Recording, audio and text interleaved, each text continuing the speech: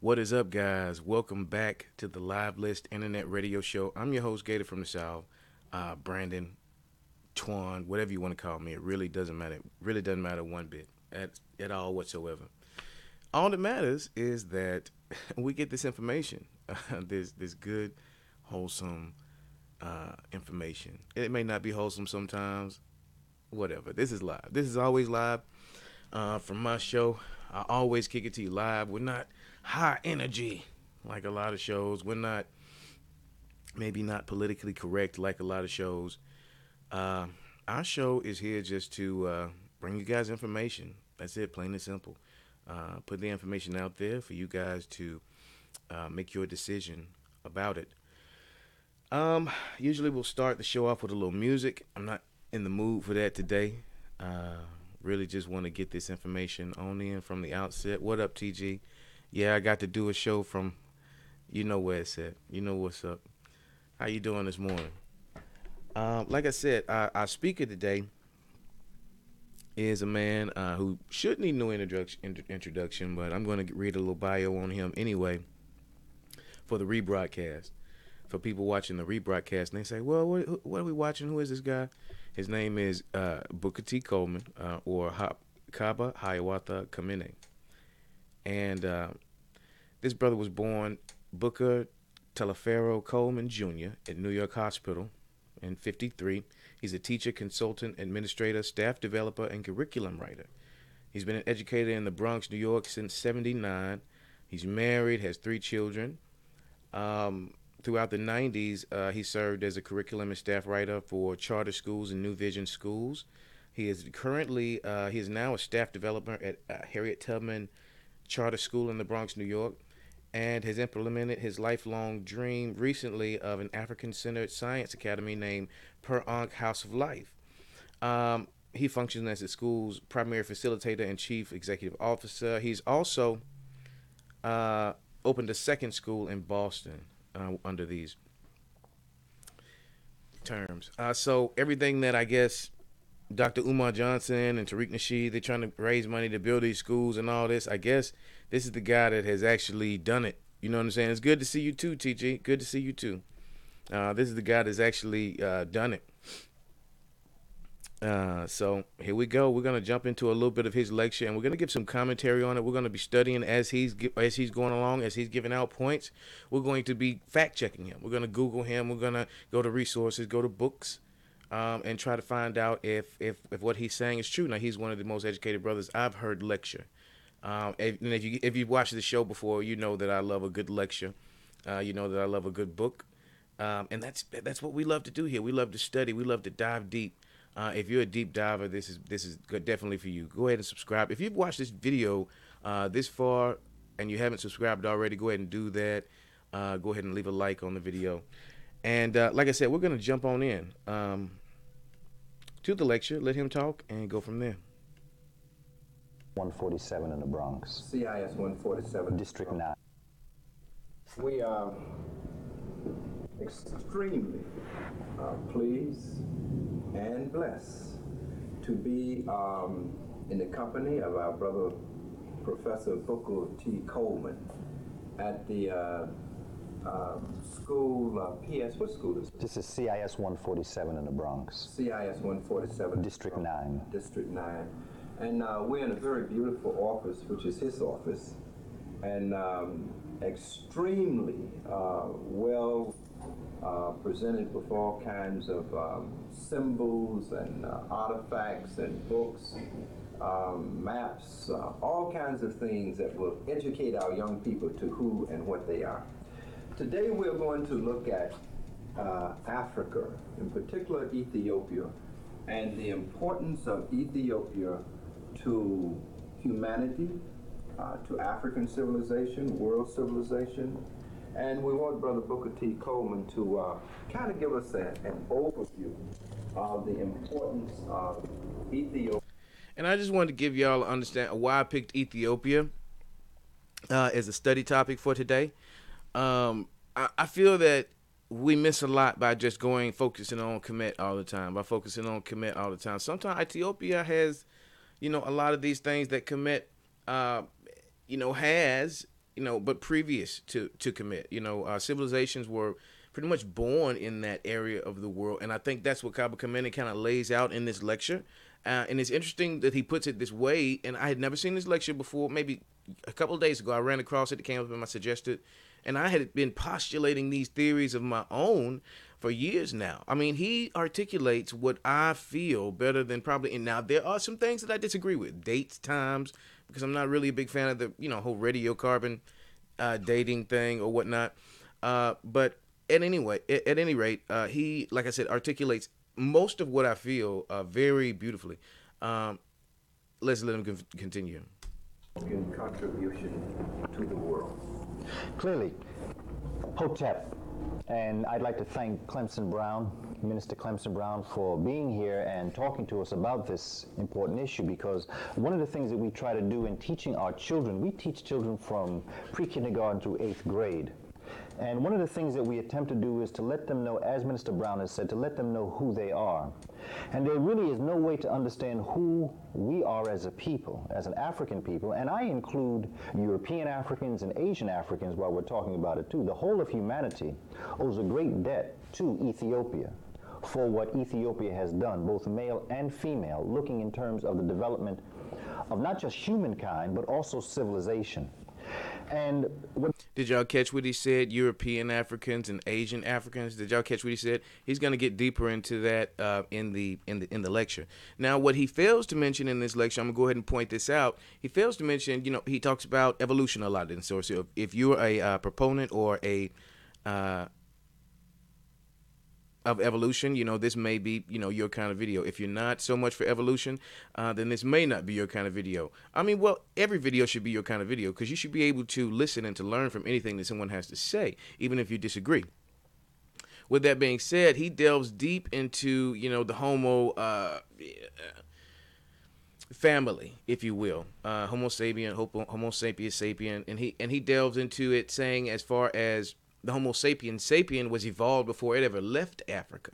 And people who are into that kind of thing already know what I'm talking about. If you're not, then he will go deeper into that in this lecture. But what he's saying is that the Homo sapien, and this is an interesting theory, has already developed before it even left Africa. And he fails to mention in this lecture, unless I missed some of it, the Homo sapien running into the Neanderthals, into the Denisovan man. And then there are other, men of the era that were not necessarily Homo sapien. They were Homo, but not sapien, if that makes sense. But was that even true? Is there such thing as a Neanderthal? Do you believe in these bones and these dinosaurs? I mean, do you believe in that yourself? Leave that in the comments. Like I said, I'm going to let him continue now. You're looking at here is what we call, in geographical terms, as a relief map. And the wonderful thing about a relief map is that, as you know, a lot of maps are flat. What's good about this map is that you can actually see the raised mountains. You can actually see the rivers. And here, on this relief map of Africa, you can see Ethiopia, which is here. Now, we must be careful, because Ethiopia as a word, while it is now being given to a specific geographic location, in the ancient world, William Leo Hansberry, as well as other scholars, teach us that Ethiopia was a term applied to the entire continent. We find references in Portuguese literature to... Now, Kaba Kamene differs here from what the Honorable Elijah Muhammad teaches, in that the whole world was at one point called Asia. If you've ever heard of that theory, somebody let me know in the comments if you've ever heard of that theory on the rebroadcast or here live. Let me know if you've ever heard that the Honorable Elijah Muhammad learned that from Fard D. Muhammad, that the whole, or W.D. Fard, whatever you'd like to call him, was at one point called Asia, the whole world. And that's why they got the term Asiatic black man, because the Asiatic black man was the only thing in existence. There was only the black man. There was no other races at this point in time when all these, things were going on.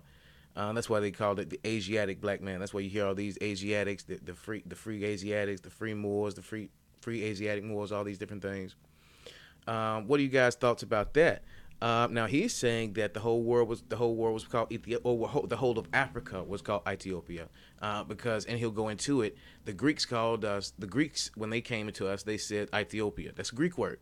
It means the land of the burnt faces. And later on, the etymology changed, and they start calling us Moors. The whole of the continent they would call Moors. They would call us this. Now let's go on. Parts of Mozambique being called Lower Ethiopia. Not just that, but we also see European scholars during the 15th, 16th, and 17th century referring to these individuals in this area of Africa. They are changing the word from calling them Ethiopians to calling them Moors. In understanding this concept, you then can understand the importance of understanding that Moors were Africans, and that in fact the Moors going into what the Muslim nation called Al-Andalus, Al-Andalus, Al-Andalus, which today we call Spain, was in fact an African nation going into the Iberian Peninsula. So we owe a great debt to Ethiopia, but Ethiopia is so important on so many different levels. This raised relief map shows us how geographically Ethiopia is important. In fact, when you look at the Great Lakes region, and you look at the beginnings of the White Nile, and you follow the White Nile as it flows fluently through Africa, what you tend to see is a wonderful river of a clear substance moseying its way north. It is going, as Dr. Ben would teach us, it is going up south. However, Lake Tana in Ethiopia is where the Blue Nile begins. Lake Tana is right here. This is the origin of the Blue Nile. Now, what is so important about it is because it is so high up in terms of its location that the waters come gushing down, and it is in fact those rushing waters meeting the White Happy, as the Africans called it. They call the Nile River Happy, H-A-P-I, or I've seen it H-A-P-Y. As the Blue Nile comes down and meets White Happy at Khartoum, that is what gives it its rush to move forward. And in fact, you can give credit to the Blue Happy for having created Kemet, or Egypt, in the first place, because possibly the White Happy might have just moseyed to a certain level and then just moved back. However, with the rush of the waters of the Blue, it pushed the waters further. Not to mention, of course, that because it was blue, it was called blue because of its darkness, because And I like videos like this because they really explain a lot. He's got pictographs, he's got maps. He really dives deep. I really enjoy lectures like this. Now, don't get me wrong. I like the people who are, I don't call them pseudo, I don't know what to call it. People, they have their spirit, they have their spirituality, and I have nothing against that. And I have my spirituality as well. I choose not to let my spirituality cloud my judgment when it comes to facts, historical evidence. That's why I really love lectures like this from academics, black academics. Let's continue. its indigo color. It is this dark silt, it is this rich soil that coming up created the fertile areas that later would be able to flourish the types of agriculture that later Ethiopians would then bring into the Kemetic region. So Ethiopia is important to us for so many different reasons. It created Kemet. It created civilization. Some of the oldest fossil finds we find in the geographical region that we call today Ethiopia. It is so important for us to understand. It's so important for our young people to understand this. It is important for humanity to understand the importance of Ethiopia. And this is what we're doing with our young people, and this is why the relief map is so very important. You were talking about the Great Lakes area. Can we begin there talking about those gorillas and then how Ethiopia becomes the first areas of an organized kind of human governmental system. Sure. You see, when you look at the development of humanity, the Great Lakes region, and the reason why I say the Great Lakes region is because there are so many lakes, there are so many water sources in this area. Again, we look at a number of different things. Rwenzori, we look at Kilimanjaro, the mountains of the moon, in terms of Tanzania, Kenya. When we look at the origins of humanity coming up out of this area, people say, well, why does it have to be in this area? Well, let's look at a very similar. Now, I know that there are many people who get very concerned and upset when we start talking about somebody coming out of apes. Now, here's where he gets really left, family. Now, here's where he starts going a little bit left. And I wanted to brace you guys for this, for the rebroadcast and for the live audience. He is an academic. He is going to speak in terms that, people who understand are going to understand. People who don't are going to look at, and they're going, oh, this evolution crap, But if you listen to him, he's not saying he believes in evolution. Man is different than an ape. If you listen to what he says, man has changed. Man has evolved. That is just a fact. But a man has never been an ape. Does that make sense? With all these fossils they digging up, this was the common. No, that's an ape. That's not a man. You can't find the origins of a man. You'll never be able to. The Honorable Elijah Muhammad said the records can't be that we go back too far. Marcus Garvey said the same thing. I do not necessarily believe that humanity evolved out of apes, but I do believe that the apes and humanity have a common ancestor that shared certain physical, or what is called phenotypical similarities. And what we're looking at is that when you look at the crossroads of the countries of Uganda, Rwanda, and Zaire, there is a mountain range known as Virunga, the Virunga Mountains, Virunga, Virunga. The only place we can find gorillas in the origins of gorilla life, in ape life, is in the Virunga Mountains. In the mountains of Virunga, they then spanned out as they developed themselves into what we now call the eastern lowland and the western lowland gorillas. In other words, those that travel east are the eastern lowland as opposed to mountain. You then have the western lowland that went west, lowland, as opposed to mountain, you have lowland. However, they all originated out of the same concept. The same is true for our research in terms of the Great Lakes region of Kenya, Uganda, and Tanzania. Today it is called Lake Victoria. You have Lake Rudolph. You have Lake Edward. You have a number of Great Lakes. Of course, when people of European descent came down into this area, they named everything after themselves. Of course, the Africans had names for each of these areas no matter what. And the Nile was called Hapi. The early parts of humanity that we find are the Australopithecines. We find two forms of Australopithecines. Sheikh Anta Diop teaches us that the Australopithecus robustus and Australopithecus gracile were the first two forms of humanity. You then come to this third form, which is Homo Habilis, or the human of ability.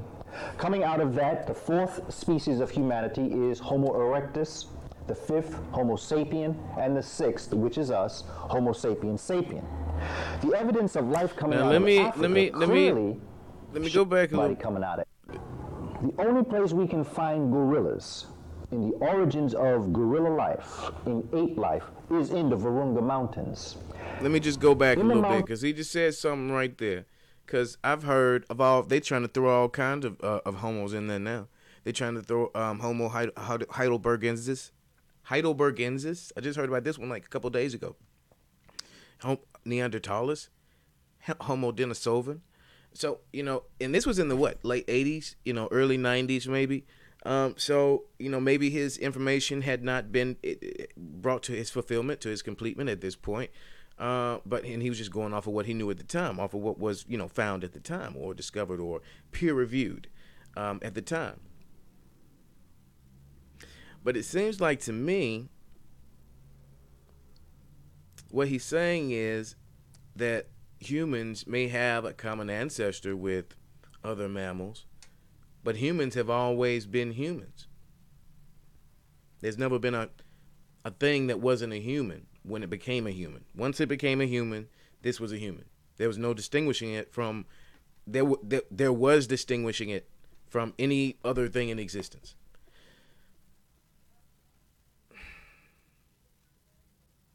But what was that? What was that change? Young Pharaoh's philosophy is that the Anunnaki came down and they bred with these primates. These common ancestor was the primate itself.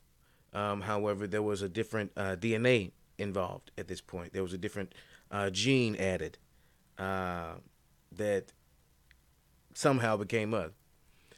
We've got other trains of thoughts that said that the black woman was the first human, that the first evolved thing, the first split off from the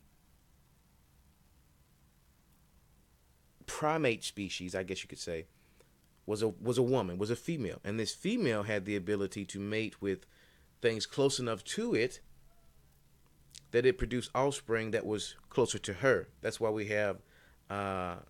we can trace the maternal DNA a lot more closely than we can the paternal DNA.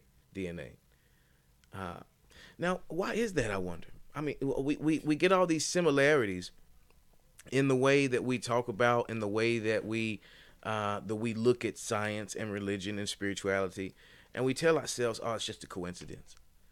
There's no way that's all lining up like that. Just, what? Let's let him continue. Mountains of Virunga, they then spanned out as they developed themselves into what we now call the eastern lowland and the western lowland gorillas. In other words, those that travel east are the eastern lowland as opposed to mountain. You then have the western lowland that went west, lowland. As opposed to mountain, you have lowland. However, they all originated out of the same concept. The same is true for our research in terms of the Great Lakes region of Kenya, Uganda, and Tanzania.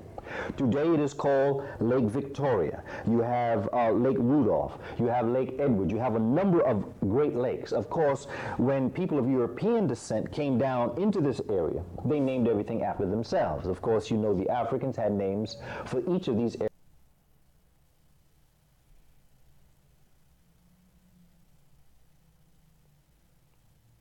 Trying to go forward a little bit. Thermonuclear reaction and reactions of them both coming together. This is all science, but this is deeply embedded in the Shabaka stone. On the 26th of September came molecular organization.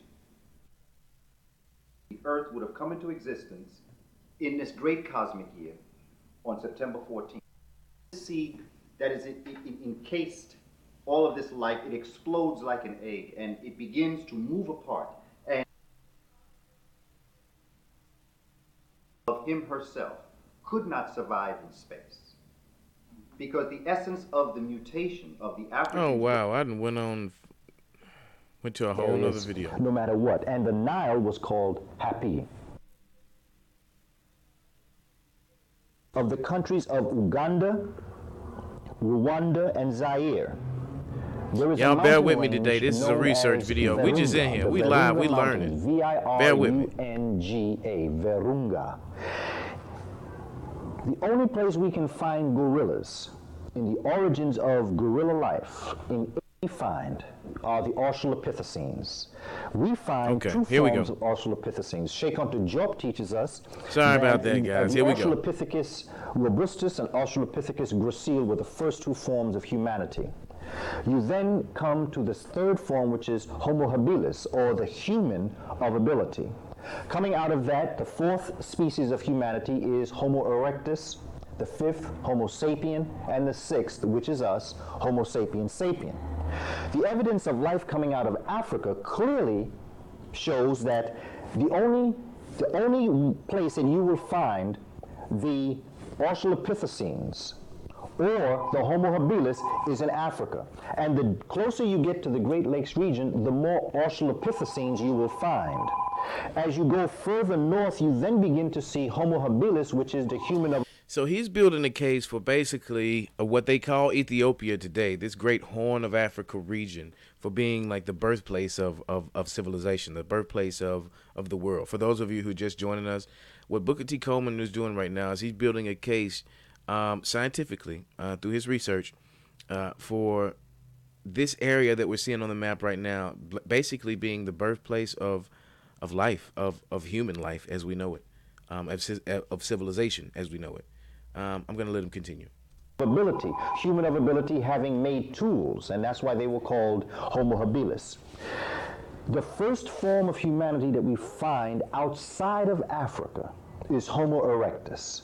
That's the first form. However, it's important to understand that although Homo sapien also, that it all flowed out of Africa. There is an argument yes, they will say. Okay, let's do a little thought experiment here. All right, let's look at let's go look at Homo habilis. Let's go look at Homo. He said, what did he say? Homo habilis. Let's go look at Homo habilis. Let's go look at him. Is this him? Is this him, family? Is this us? Let's just look at this and ask the question: is this us? Is that you, family? I don't know. I don't know. I don't know. Is that us? Is that us? Is that? I don't know. I don't know. Is that you, family? Oh, look at this one. That's somebody, auntie, uncle. What to look at? Uh-huh. Is that you, family? Is that you? I don't know. That's what he said. Okay, let's see. Homo habilis is a proposed archaic species. Is a proposed. So this isn't even fact. We're fact checking here. This is objective. This is objective. This is objective. I like these lecturers. I like what they have to say, but this is objective fact checking here as well. Let's get on him. Let's see what he. So Homo habilis is a proposed archaic species of Homo, which lived roughly 2.1 to 1.5 million years ago during the Galician and early Calabrian stages of Pleistocene geological epoch.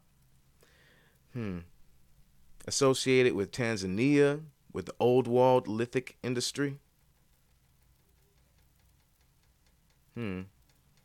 Australopithecus has been found in the 90s. So when he was doing this, they were finding more to dispute him, I guess. Or dispute, other scholars who are saying that this is happening. They're finding other skeletons. They're finding them outside of Europe, outside of Africa, I guess is what he's saying. And I guess what we're listening at here. At what we're looking at here. So Homo habilis, is that him? I don't know. Who else did he say? He said Homo erectus. Is that him? Let's see, is this him, family? Is Homo erectus? Is this him, family? Is this him? Is that somebody you know?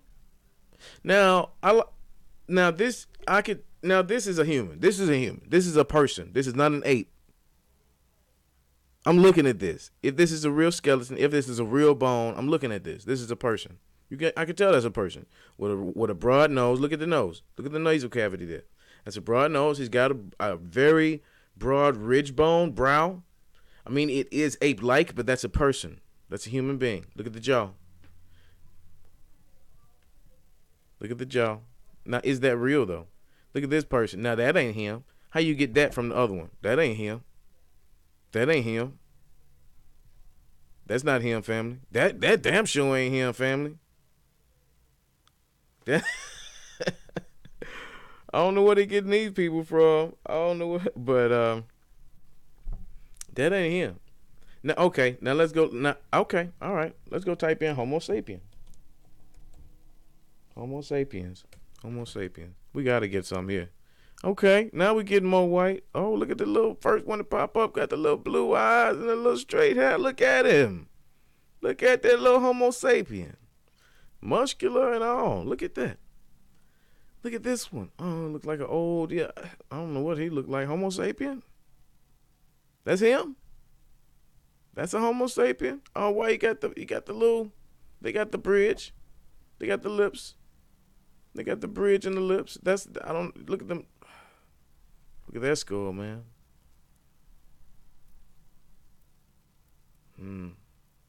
Homo sapien. Homo sapien, huh?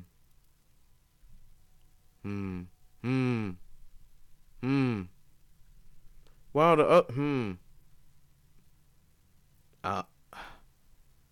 I don't know, family. I don't know, family. I don't know, family. Look at that.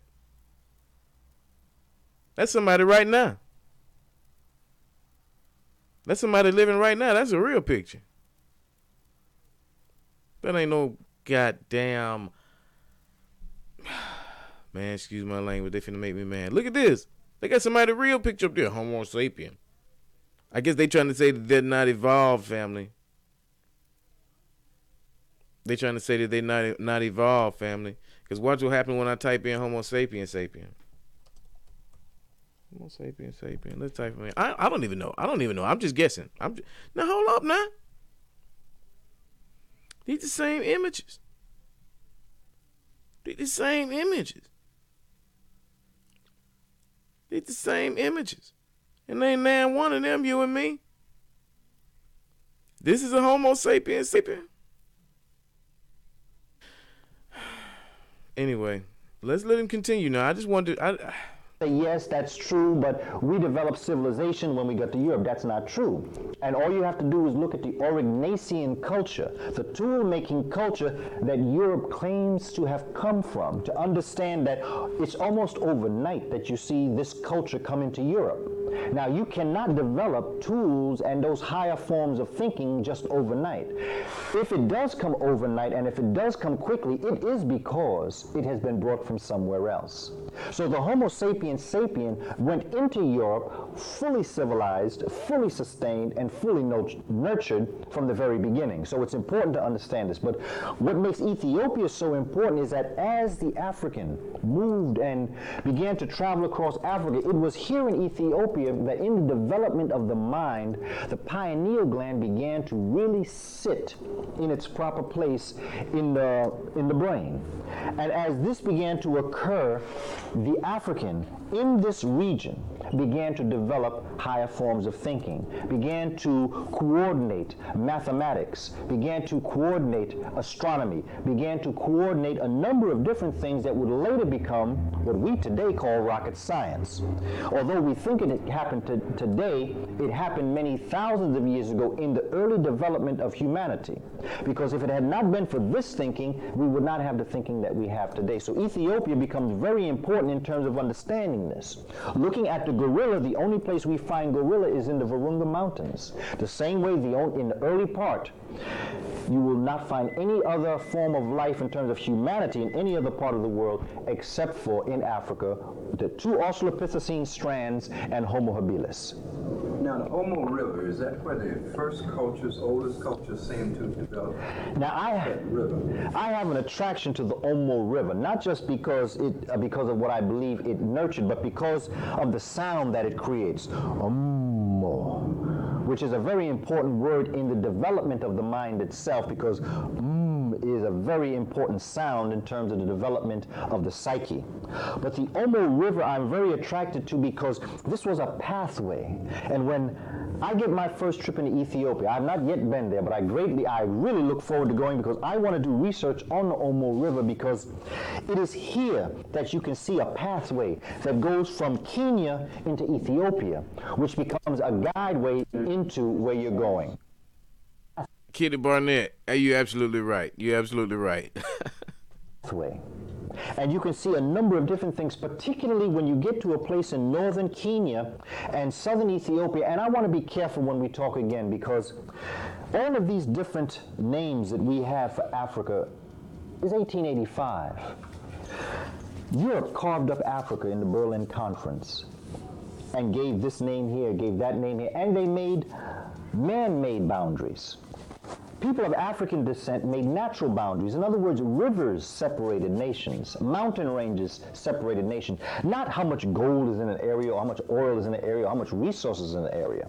So what we have to look at in terms of the Omo River and looking at the development of astronomy and a number of different ideas is when you get to a place that is known as Namuratunga, which is in the northern part of Kenya, you begin to see a number of astronomical ideas coming about that later would lead to why Africans would build pyramids.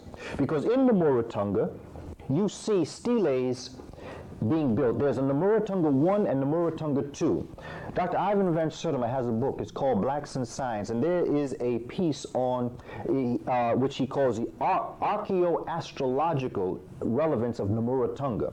There's Namuratunga 1 and Namuratunga 2.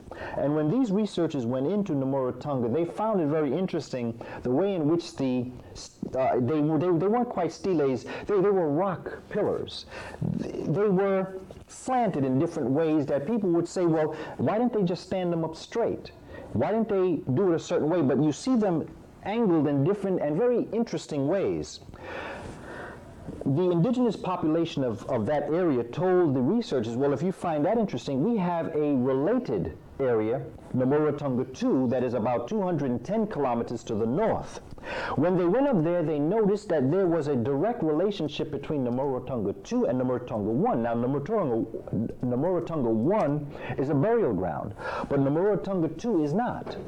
However, the pillars and the cattle brands that they call cattle brands, which I would really rather call them astronomical writings, they found that there was a relationship between the way the pillars were in Namuratunga 2 and the way they were in Namuratunga 1.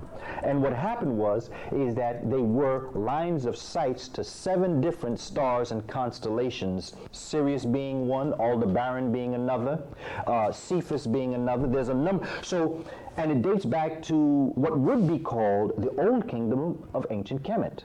Which means that while Kemet, and again, what Dr. Clark is teaching us, you see, we can't get caught up in Kemet. While I respect and honor our ancestors. Now, here's a question that I have. Now, we always hear about, and we who know the history of Kemet, the history of Egypt, we know that, it, as he was talking about earlier, how Dr. Ben taught it, that the river flowed up, what he would say, up south.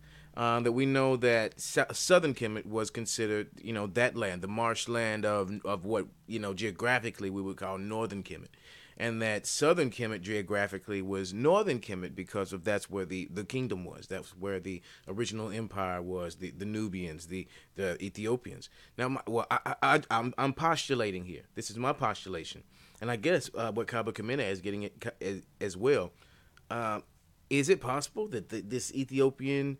that this civilization of Homo whatever, these human beings, people, got together and formed these civilizations, started here, as they moved out of and progressed and became more knowledgeable of the sacred sciences, astrology and math and astronomy and chemistry, that they later formed Kemet. That they were the same peoples. Just, I don't know. Let's let him finish. Is here, all of Africa is great.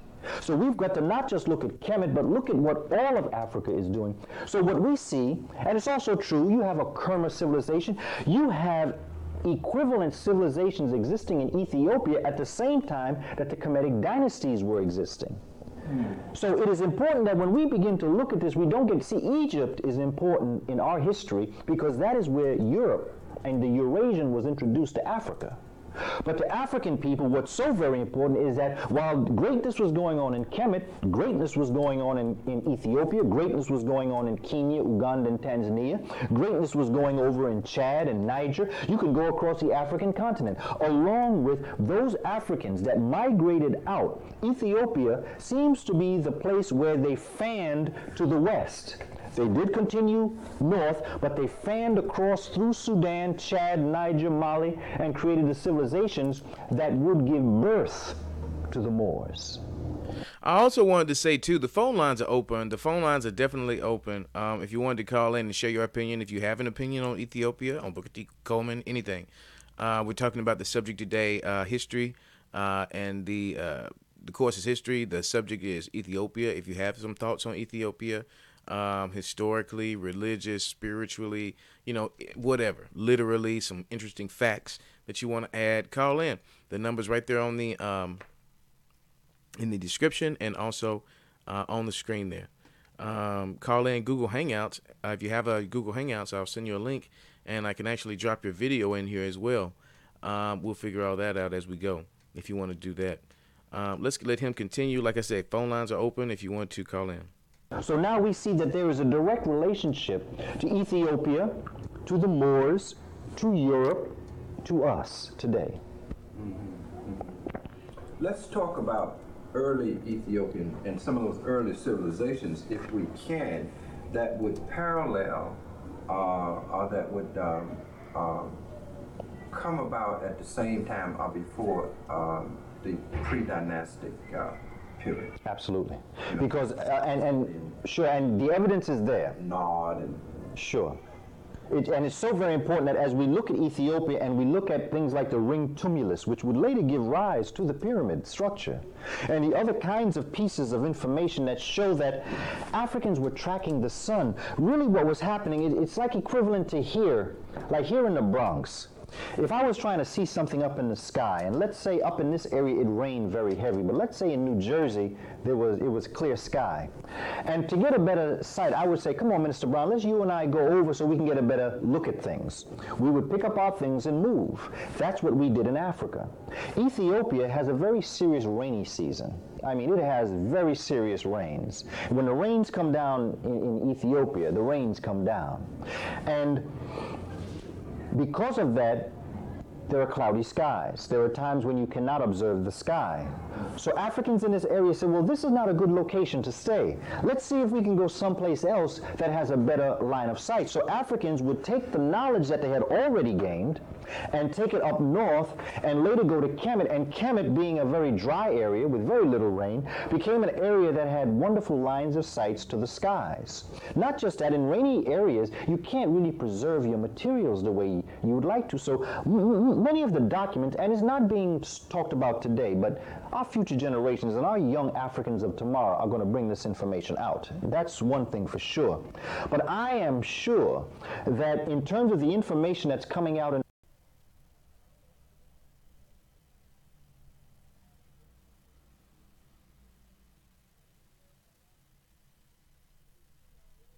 angled and different and very interesting. How much oil is in the area, how much resources in the area. Really what was happening, it's like equivalent to here, like here in the Bronx. Sorry about that, guys. If you're just joining us back, when you said that, sorry about that. The internet cuts off here sometimes. I have to find out where we were really quickly, The and I'll descendants of the get us right back. Ethiopians and the Ethiopians then being related to the king. early Ethiopian and some of those early civilizations, if we can, that would.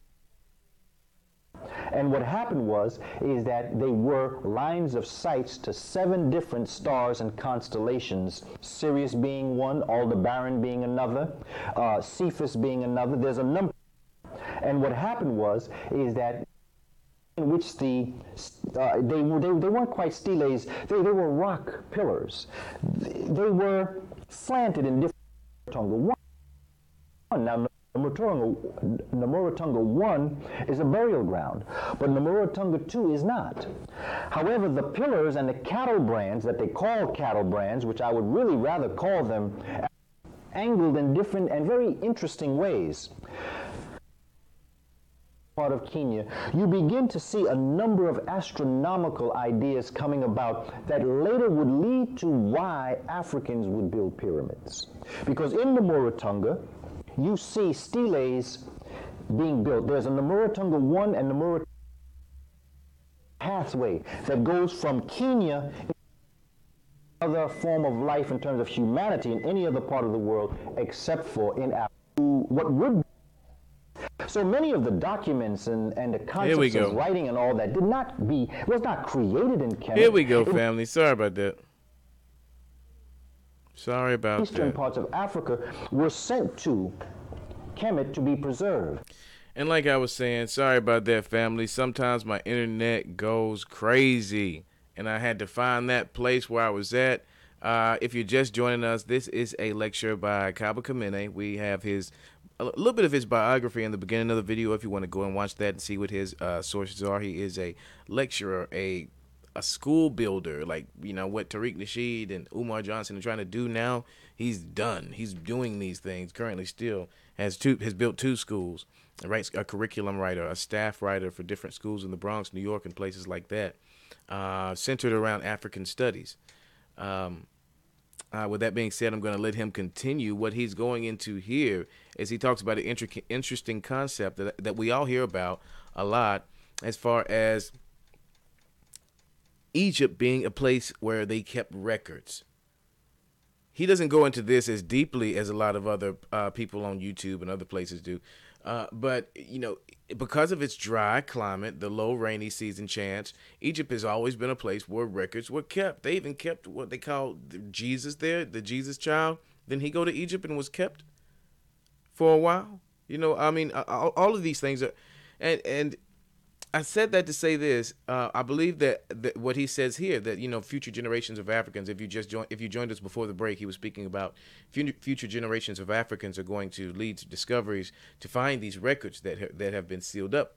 And they're trying to do that now. They're actually trying to fund exhibitions and studies into these different places in Egypt. But the authorities there won't let you dig anymore because of the warring, because of the grave robbing, the stealing that's been going on for decades and ages. Iraq has destroyed most of their monuments, and if you really look at those, most of those were Egyptian monuments. If you really dig deep into it, Mesopotamian or Assyrian or whatever you would like to call it, it was all just a replication of ancient African mystery schools and traditions. With that being said, I'm going to let him continue here. Thank you for joining us back after that little internet calamity. Here we go. And why not? Because they were all related. So many of the documents and the concepts of writing and all that was not created in Kemet. It was just well preserved in Kemet. It's like if I have certain advantages here in New York as opposed to New Jersey, what I'll do is create what I need to do here and then take it to New Jersey for preservation. As Dr. Clark teaches us, after the Africans got their program together, they then took the show on the road. And it's important that we understand this because a lot of people will argue that everything was developed here, but you cannot. Because even Medu Neter, which is called hieroglyph, seems to have been born in Egypt all of a sudden. Again, no one created anything. It was brought into Kemet from another land. And of course the Nubians being the descendants of the Ethiopians, and the Ethiopians then being related to the Kenyans, the Ugandans, and the Tanzanians. There is, as Dr. Diop teaches us, a continuity and structure to all of this knowledge. And it's important that when we look at research that we don't. That is why Egypt or Kemet is called a mystery. It's not a mystery to folk who look at it the way we look at it. It is very clear, it is very sensible as to why Kemites would build pyramids here, because you can see the beginnings of the thought process down in Kenya, Uganda, and Tanzania, and you can see pathways, not just the Rift Valley, not just the Happy Valley, but you also have river systems that brought this knowledge across boats, and the Omo River becomes so important because the Omo River is directly connected to Lake Rudolph, which is one of the Great Lakes regions. Now, when you said that this knowledge came from other lands, I want you to be specific. Are you talking about Europe? No, I'm talking about Africa. I'm talking about Ethiopia. I'm talking about Tanzania, Uganda, Kenya. I'm even going south into Mozambique. I'm talking about Zambia. I'm talking about a number of different South African countries that, as Africans migrated this way, they also migrated south, as Dr. Diop and other anthropologists and historians have taught us. I'm specific. When I talk about land, I'm talking about African land, because at this time there was only one people on earth living on one continent, which was Africa and African people. Europeans. Now, was that true, family? Is that true? Do you believe that? Do you believe that there was only one people on one group of land on one continent that started everything else? That everything is African. Every European, every Asian, every Indian, every Polynesian, every, what they call them, New Zealander, that everything in existence came from Africa. Do you believe that? Do you believe that, family? Marquise Dillinger says a very, very, very, very, very, very, very, very, very long time ago. Could you expound on that, Marcus? Would you like to call in? I'd like somebody to call in. I really would. I'd like somebody to call in. The phone lines are open. It is where Homo sapiens originated, Marcus Dillinger says. Where Homo sapiens originated. But was there other Homo species? Because, like I said, this is from late 80s, early 90s. Well, now they found Homo Denisovan. Let's look up a Denisovan. I don't want to just be, this guy that tells you stuff and it's just, he's crazy. I want to look up Homo, because he hasn't even brought up Homo Neanderthalis. And they say Neanderthals never was in Africa. Neanderthals. Let's look. I just want to look. Neanderthalenses. I apologize. Don't you get it wrong about these. Okay, let's see if we can find its wiki. Let's Google it. How about that? Because this is just ridiculous. I do not like that. I'm just gonna type in Neanderthals. Okay. Okay, here we go. Wiki. Okay, this is a Neanderthal. And they say they are an extinct species of subhuman, archaic humans in the genus Homo that lived in Eurasia from circa 400,000 until about 40,000 years ago. So they're saying these things lived in Asia, in Eurasia, about 40,000 years ago. 400,000 years ago. Currently, the earliest fossils of Neanderthals in Europe dated to around 450 to 430,000 years ago, after Neanderthals expanded into Southwest and Central Asia. They are known from numerous fossils as well as stone tool assemblages. All of the assemblages are younger than 160,000 years old and are so-called Mesoterian technocomplex, which is characterized by tools made out of stone flakes. The type specimen is Neanderthal 1, Neander Valley, German, Rhineland, 1856. So, since 2010, there has been growing evidence for admixture between Neanderthals and anatomically modern human beings. This admixture is reflected in the genomes of modern European and Asian population. This admixture is reflected in the genomes of modern European and Asian population, but not in the genomes of sub-Saharan Africans. So what's that? We're going to look that up as well. This suggests that interbreeding between Neanderthals and anatomically modern humans took place after the recent out of Africa migration. In quotation marks. Between 60 and 40,000 years ago. So, they're saying anatomically correct human beings only left Africa about 40,000 years ago. And that there were already human beings on another continent. There were already something else on another continent. Am I reading this wrong, or is this not what this is saying? Let me know in the comments. Somebody call in. Let me know something. What is a Homo sapien? Exactly. Lovely. That's what I looked that up earlier. I'm going to show you what a Homo sapien. I'm going to show you what they got up there for a Homo sapien. Let me Google Homo sapien real quick. I can show you that. Now, that was Yahoo I pulled up Homo sapien on a minute ago. Let me pull it up on Google. And let's see what kind of images we get. This is a Homo sapien to them. This is a Homo sapien. My friend. Lovely to great. This is a Homo sapien. That thing that they show him twice now, right? That's one. That's one. We all getting the picture now. These are Homo sapiens. I guess that's a Homo sapien woman. The first, that looks like a woman.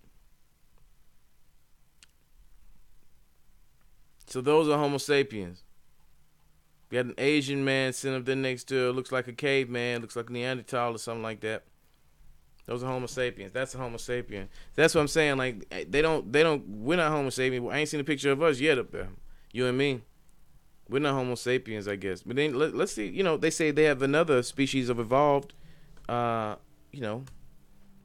beings, a Homo sapien. Let's go take a look at those. Okay, now these are the evolved from the Homo sapiens. Now this is just a Homo sapien right here from Wikipedia. That's what pulls up. And now this is a Homo sapien, a modern human. Modern, and that don't look like me, family. I'm gonna be honest with you. That don't look nothing like me. I'm gonna be honest with you, family. That ain't me. That ain't him. That ain't him, family. That ain't him. That ain't him. Them the same pictures. Now they saying that a Homo sapien and the Homo sapien the same thing. So when you try to get a clear picture of it, let's look it up on here. Let's look it up on Wikipedia. Homo sapien. So a Homo sapien. In taxonomy, Homo sapien is the only extant human species. So the Latin is from the name wise man and was introduced in 1758 by Carl Linnaeus, who himself also the type specimen. Extinct species of the genus Homo include Homo erectus, we already looked up him, and other subspecies. Something's not adding up, man. Something's not adding up, man. Yeah, Lil Wayne. Oh my goodness, man. Something not adding up, bro. Something's not adding up. Something's not adding up. Now, just to let you know, I want to let's look up Homo Denisovan. Let's get some Google popping.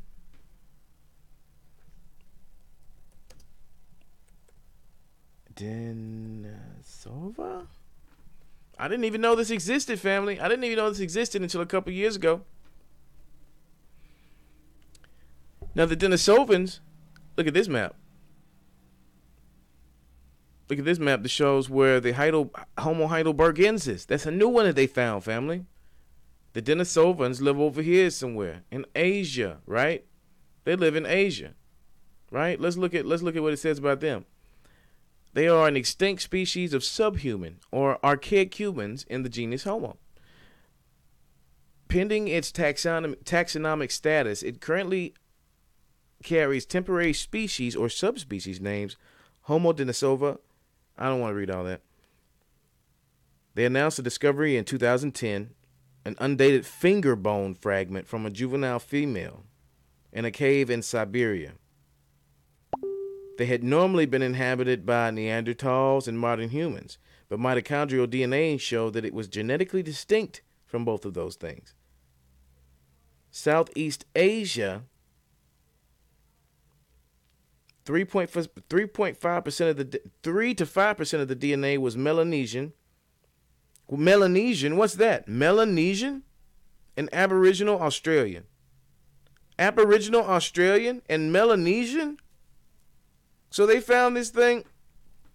What's a Melanesian? I want to know what a Melanesian is now. What is this? They got a picture of this thing? Wow. So they just founded black people. Basically. Seems like to me. Every time they keep going back, they find it. And this little black baby got blonde hair. Seems like to me every time they try to think, oh yes, we finally got one. We got one that's, that's not African. We came from Africa, family. I believe that too, Marcus. I try to be objective. I play devil's advocate. It may seem like I'm going against what I'm actually, going for. But I just do that to play devil's advocate to get us to think about it. Wait a minute. Why is he going against this? I thought what I was saying was correct. And then you have to think about what you're saying. Do that to me as well. Iron sharpens iron. That's what we're here for, family, to learn, to build. Let's build. Marcus Dillon, what's going on in the chat? Homo sapiens took their woman took their women, and their women chose Homo sapien men.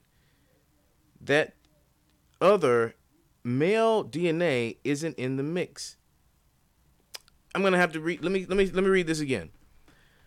Homo sapiens took their women, or their women chose Homo sapien men. That other male DNA isn't in the mix.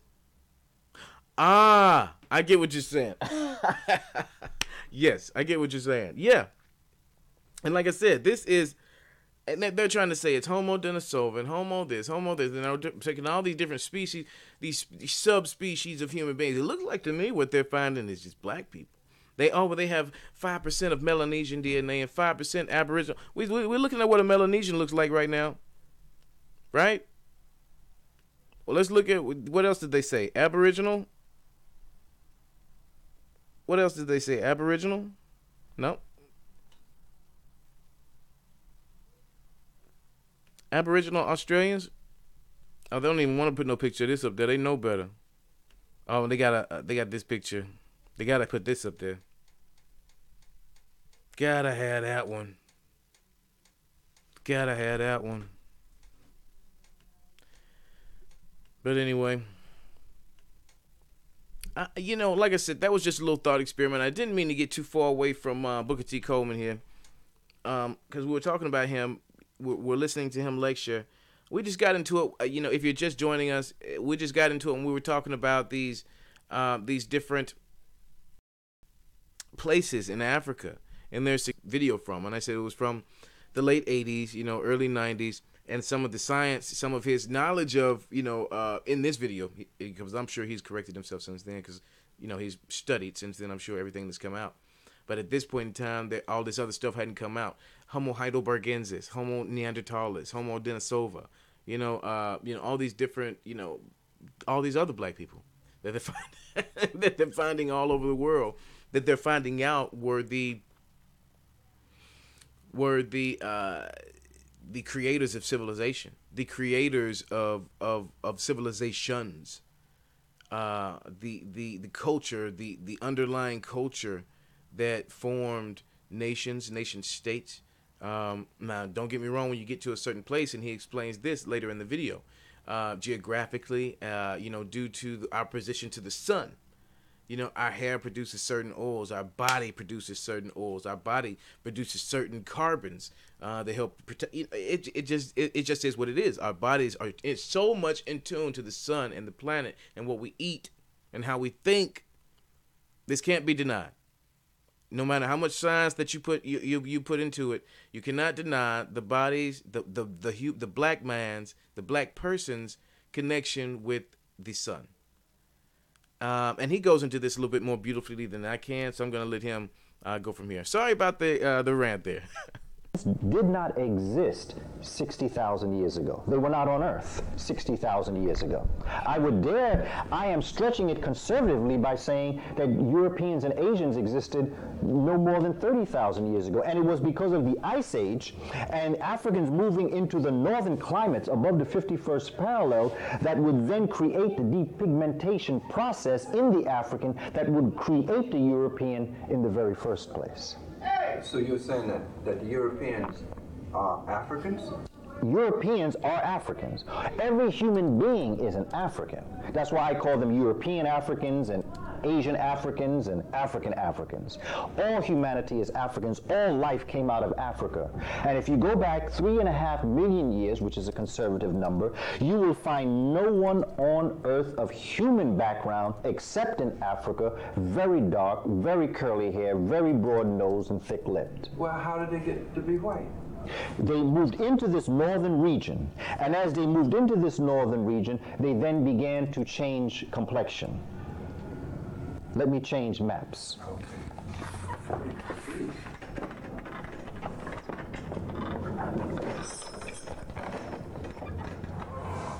What we are talking about is the 51st parallel, which is approximately, the 51st parallel would be approximately going right across here, which cuts Europe in half.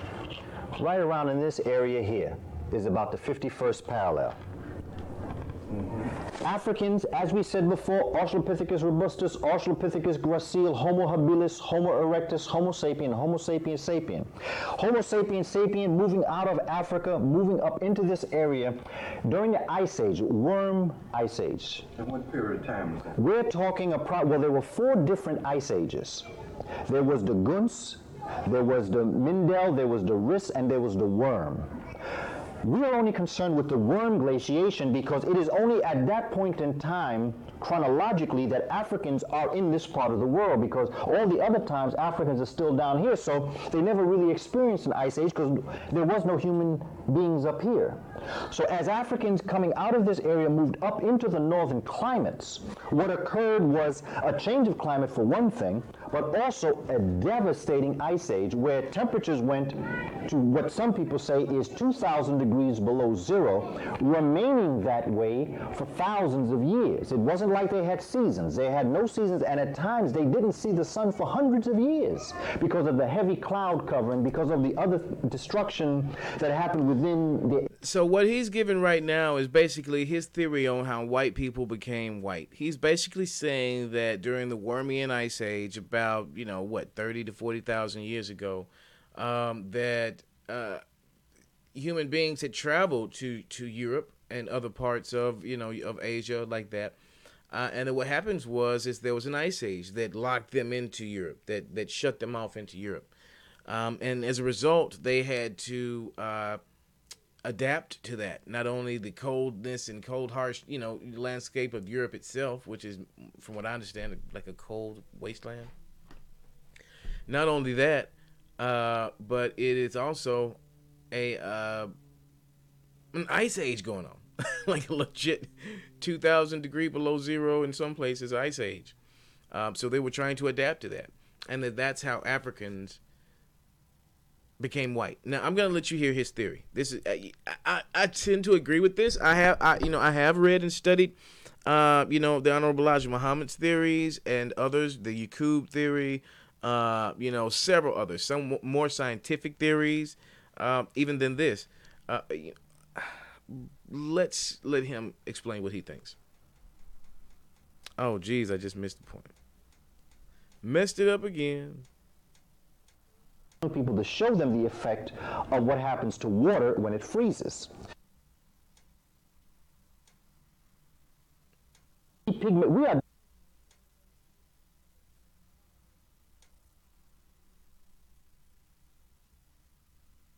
if we depigment ourselves in a couple of months, ourselves in late spring, but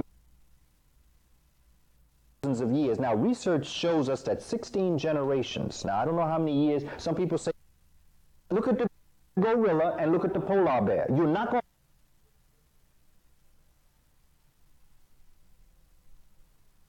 to gray-haired African, in order to survive in this cold climate, is a detriment as opposed to a savior. It happened within the areas of the atmosphere. Okay, here we go. Africans Sorry about that, finding family. themselves in this area, up in the mountains, retreated into the mountains, and the first thing that they would do, of course, in the cold, as we all do, is put on clothes, along with going inside caves. Now, here's the problem. Approximately 85 to 90% of the vitamin D that we create in our body, good for strong bones and strong teeth and all the rest of the things that are good for calcium, strengthening of the backbone and all of the other, the Jed column as the Kemites would have called it, is produced by the relationship that the human being has with the sun. In this region, when we locked ourselves, first of all, the sun's not out, so we're losing sunlight. We're lacking vitamin D. Not just that, but we put clothes on, which the little sunlight that does come in stops the sun from penetrating. This dark complexion becomes a detriment as opposed to a savior. In hot climate, this is natural suntan lotion. The coming together of the carbon atoms protects the skin from the harmful rays of the sun coming in. You have UVA, UVB, and UVC. Some of the UV rays, ultraviolet rays, never get to the earth, but those rays that do sometimes become very harmful to the organic life, if it's too much. What happened is that with the lack of the sunlight and with the dark complexion, there were very serious problems occurring in the human body. So nature loves us. Whether we realize it or not, whether we care about ourselves or not, nature loves us, and nature will take care of us whether we take care of ourselves. So what happened was that this dark complexion, thick-lipped, broad-nosed, curly-haired African, in order to survive in this cold climate, had two choices. Either they could find a dietary substitute for vitamin D, which today they call milk. It's terrible for us, wonderful for them. You either find a substitute for vitamin D, or you depigment yourself. The African chose the latter because the African did not know where in his environment, where in her environment, she or he could draw vitamin D. Therefore, the African depigmented itself from a very dark complexion to a very light complexion in order to survive. Becoming European was a blessing. Now, see, the study is recently, now it's very interesting that he knew this, in the early 90s, late 80s. It's very interesting that he knew this at all, because the studies are just recently coming out. As Marcus Dillinger was pointing out in the chat, is that white skin, as you would say, or white people's skin, pale skin like that, is a very, very recent human trait. And some would venture to say not even older than 5,000 to 6,000 years. I conservatively say about 10. A lot of times when I'm speaking with people, especially Caucasian people, I say 10. But even I know that's really not true, depending on because of the science that he's speaking about now that he didn't even know about. The studies have just come out that they have found that they can actually trace genetically back to several herdsmen populations of people who came into what you would call Central Europe or Russia, as you would say now, and it moved over into India. But these people had already, like he said, didn't have had the ability to process milk because they didn't have that vitamin C processing from the sun going on. So what happened is they were already paler, and then when they found a vitamin D source, a milk, as they say, that they became even lighter, and that's where drink milk, got milk, and all that came from, is because milk continues to make them white, because it gives them the vitamin D they need. That way they don't have to synthesize it from the sun. Therefore, they can decrease in these temperate climates the chance of their race becoming pigmented again. They can fight the carbon connecting with vitamin D absorption they get from the milk. Wow, it's a lot of interesting theories and things coming out, and you hear that now. And like I said, I just tied it back into this because it's interesting to hear him say this.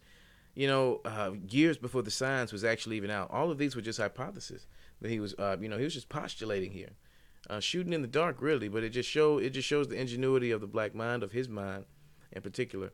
I'm going to let him continue, and then we're going to end this off right after this point he's about to make, and we're going to bring it back with part 2 a little bit later on tonight. Thank you guys so much for being here. I'm going to go ahead and say that now. I'm not going to end it just yet. Like I said, we're going to let him finish this part out. And then we're going to talk a little bit, and then we'll go from there. Had we not depigmented ourselves, we would have died. But nature has it so that we depigmented ourselves, and then we were able to survive in this area. Look at the gorilla and look at the polar bear. You're not going to find a polar bear in Africa, and you're not going to find a gorilla in a cold region. Why? Because the nature of the sun mandates that you cannot have a substance such as a polar bear in a hot region. That is why we know that nothing could have been born in Europe, nothing could have been born in a cold climate, because life doesn't come from cold. And if you don't believe it, today is January. It's January out there, and everything is dead. The only reason why we're alive is because we have sense enough to know how to come in from the cold and how to get ready for the warm weather. But if we stood out there and didn't have a place to shield ourselves, we too would die eventually. So this African in this region depigmented itself over thousands of years. Now, research shows us that 16 generations. Now, I don't know how many years. Some people say a generation is 20, some say 25, and some say 30. Research says that 16 generations in a cold climate can make a dark complexion turn light complexion. But if you think that's phenomenal, just look. The summertime, we all had tans. No matter how dark you are, you can get darker in the sun. But what happened now, January? We all get lighter. That's right. Now, over thousands and thousands of years, imagine this process occurring when there is no sun. You see, we can get back to ourselves in the summertime. We can get back to ourselves. I don't agree with that. I just do not agree with that. I'm sorry, family. I just don't agree with that theory.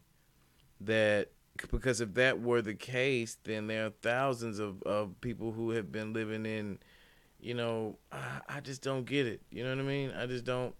Over thousands and thousands of years that people just turn white because of where they live. I don't get me wrong. I do. That you're going to change. You are going to. The hair might, get straighter, like you said, based on the hair, the head's position to the sun and the oils that it produces. The skin may get lighter or darker, like he said, depending on, position to the sun and the hair and the oils that it produces. But that you become completely depigmented?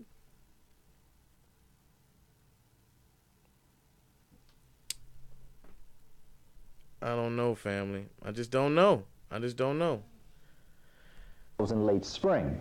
But imagine a situation where we never had hot weather. Imagine a situation where we never could be able to get the benefits of the sun over thousands of years. If we can depigment, if we depigment ourselves in a couple of months from a dark complexion tan to a lighter complexion dark person, imagine what we would do over thousands of years. And what we're talking about, some people would say that the worm glaciation occurred approximately 100,000 years ago.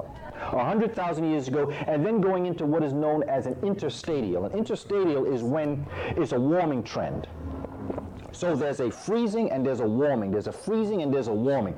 Chances are Africans on the Homo sapiens sapien line moved into this area during an interstadial, not knowing that an ice age was about to come. They came at the end of an interstadial, and coming at the end of an interstadial, they did not know, and the ice age originating in Greenland then fans itself down, so they never really had a chance to know what was coming at them. And then, of course, the ice mountains occur. Now, here's what we do with our young people to show them the effect of what happens to water when it freezes. We give them a glass and we pour some water in the glass and we draw a little line as to where that water ends. We then freeze that water and we bring it out, and what you'll notice is that the ice has risen above the line. So the waters that existed throughout this region rose and became ice mountains and prevented Africans from returning south. So the only choice they had was to either go into the mountains or fan themselves out across looking for a warmer climate. And everywhere that they went north, they got colder. So what they did is that they went deeper. And this is why you have the blondest of blondes, the bluest of blue eyes in the northern climate. And as you go down into the southern climate, you get the darker haired, the darker complexion, the whiter nose, because there's a scientific principle. Heat expands, cold contracts. So what was a very thick nose became an aquiline nose, because in the freezing cold, you inhale all that cold air, you literally freeze your entire breathing capacity, including your lungs. Therefore, the nose became aquiline and hair began to grow in the nose to prevent a lot of the snow and a lot of the cold air from coming in. The lips began to contract because of the cold. Even in the cold, when we walk in the cold, a lot of us perch our lips because we're so. In perching your lips, you begin to make them smaller. And nature has it so that you're born so that you don't have to really exert that much energy. When we look at people of Asian descent, we say that those are Chinese eyes. Those are not Chinese eyes. Because the reality of it is that I could take you into parts of Mali in Africa today that you will see African folk that look very Asian. There are parts of the people that live around the Sahel that if you looked at them, you would think that they were Chinese. You would think that they were Asian because of their eyes are so slanted. Look at Nelson Mandela. Look at his eyes. Why is his eyes like that? It is because he comes from a people known as the Khoisan. The Khoisan were a people who today are called derogatorily. They're not probably today called it, but they were called derogatorily Hottentot Bushmen. The Kalahari Desert, strong winds. Africans would slant their eyes because the winds would blow in their face. As the winds blew in their face, they would slant their eyes. Nature has it again. Nature loves us. So that when you are born into a system where you are forced to slant your eyes, as the generations continue, your generations, your descendants are born with slanted eyes so that you don't have to exert that muscular situation on your eyes. So Asians being caught in the Caucasus Mountains, when you look at Asian people, you will notice that in this area here, you will notice that like the Japanese, the Chinese, Korean, all have different slants to their eyes. Some eyes go up, some eyes go straight back, and some slant down. It's according to where you were in the mountains or where you were in terms of those ice winds blowing in your face. Now, it's 2,000 degrees. Now, we ain't talking about the wind chill factor yet. When you talk about the wind chill factor in terms of snow blowing in your face, you're going to squint your eyes. If you were in the part of the mountain, I'm gonna stop it right there, family. We're gonna do some research on this when we come back. We're gonna pick it up right back here when we come back. Thank you guys so much for joining and tuning in on this Research Friday, Saturday, Thursday. Wow. Okay. On this Research Thursday, January 17th. I'm going to get out of here really quickly. Got to handle some stuff. Thank you guys for tuning in. Yes, natural selection was occurring. Absolutely. Yeah. He's a little bit he's saying some stuff. We're going to fact check him when we come back, Marcus. We're going to fact check him when we come back. Thank you guys so much for being here, like I said.